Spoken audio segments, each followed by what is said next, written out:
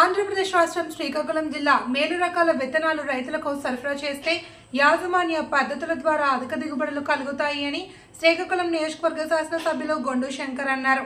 Srikakulam rural మండలం రాగోలు వ్యవసాయ పరిశోధన కేంద్రంలో ఏర్పాటు చేసిన వివిధ రకాల పంటలు మేలిన పద్ధతులు, సాగు చేసే విధానం, పంట దిగుబడుల పై శిక్షణ కార్యక్రమాల్లో ఎమ్మెల్యే పాల్గొన్నారు. ఈ సందర్భంగా మాట్లాడుతూ రైతులకు అధిక దిగుబడులు ఇచ్చే పంటలు పండించేందుకు తగిన విత్తనాలను రైతులకు పంపిణీ చేయాలి అని, ఎప్పటికప్పుడు కాలానుకూలంగా వాతావరణం పరిస్థితులు బట్టి విత్తనాలు పంపిణీ చేయాలి అని తెలిపారు. దిగుబడులు ఇచ్చే విత్తనాలు తయారీ, పంట పొలాలను పరిశీలించారు. ఈ కార్యక్రమంలో వ్యవసాయ శాస్త్రవేత్తలు, స్థానిక నాయకులు, కార్యకర్తలు, రైతులు పాల్గొన్నారు.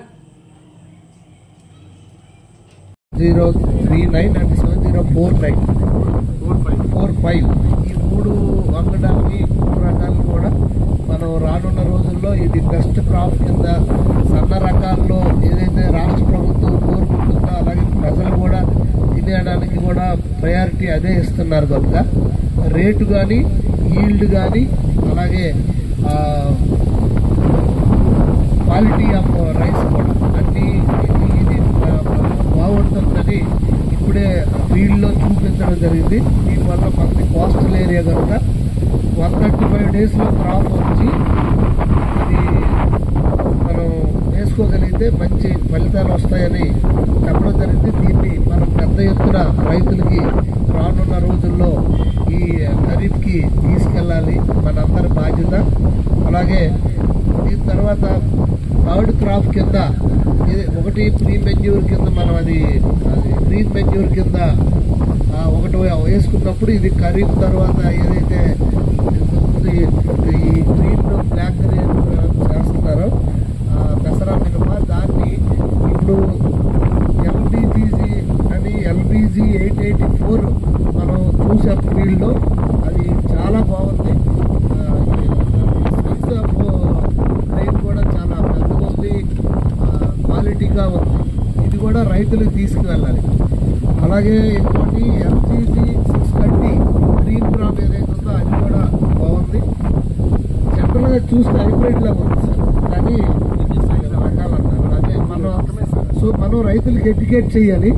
ఇప్పుడు నాకు మైస్ వల్ల జీవీఏ పెరుగుతుందని ఏదో నేను చాలా ఆనందపడిపోయాను. మొన్న మా జేడీ అగ్రికల్చర్ గారి ఆఫీసులో ఒక మేము రివ్యూ పెట్టుకునేటప్పుడు జీవీఏ పెరగాలి అని సీఎం గారు కోరుకుంటున్నప్పుడు మన మైజ్ వల్ల మనకు చాలా ఈజీ పెరుగుతుందని అనుకుంటే, కానీ దాని తర్వాత ఆ క్రాప్ వల్ల భూమికి కలిగే నష్టం కోసం మాట్లాడుకుంటే చాలా భయంకరంగా ఉంది. సో మైజ్కి ఏమాత్రం తీసుకోని విధంగా మన జీవీఏ పెరగాలన్నా, రైతులకు దిగుబడి రావాలన్నా, అలాగే సారవంతమైన భూమిని మళ్ళీ సారవంతంగా ఉంచుకోవాలంటే మనం ఇదేదైతే LBG 884 అండ్ LGG 630 ఇది కానీ మనం వేసుకున్నట్లయితే ఈ గతంలో ఉండే గ్రీన్ బ్లాక్ క్రాప్స్కి ఇది ధీటుగా ఇంకా ఎక్కువ ఫలితాలు ఇస్తూ మోర్ దెన్ 4-5 క్వింటల్స్ వస్తాయనేసి చెప్పడం జరుగుతుంది. ఘట్టపదగా మన ఏరియాలో కృష్ణా డెల్టాలో అయితే 12 క్వింటల్స్ కూడా వచ్చాయని చెప్తారు. సో దీన్ని మనం ఎడ్యుకేట్ చేయాలి. RSK ఇన్ఛార్జెస్ది పూర్తి బాధ్యత. ఊర్లో అట్లీస్ట్ ఒక్క రైతును మనం గుర్తించగలిగితే ఇప్పుడే మొత్తం రైతులందరినీ మార్చేసి మొత్తం మన క్రాప్ మార్చి మనం అనట్లే. ప్రతి విలేజ్లో ఒక రైతుని మనం మార్చక్కర్లేదు. ప్రతి విలేజ్లో ఒక రైతుకి ఒక మడి అడగండి. అట్లీస్ట్ 25 cents or 50 cents 1 acre target పెట్టండి. ఒక విలేజ్లో ఒక రైతుకి 1 acre టార్గెట్ పెట్టాలి. 1 acre మనం టార్గెట్ పెడితే ½ acre ఇస్తారు. ఒక మడేనా తీసుకోవాలి, వాళ్ళు బుర్ర తినేనా. ఒక్కసారి వేసి దాని ప్రాక్టీస్ కానీ వాళ్ళు ఒక్కసారి దాని ఫ్రూట్స్ కానీ చూస్తే మళ్ళీ వదలరు రైతులు. ఇప్పుడు మైజ్ వైపు చూడండి, ఒకప్పుడు మొక్కజొన్న ఏరియాలో మొక్కజొన్న అంటే ఏంటి తెలియదు.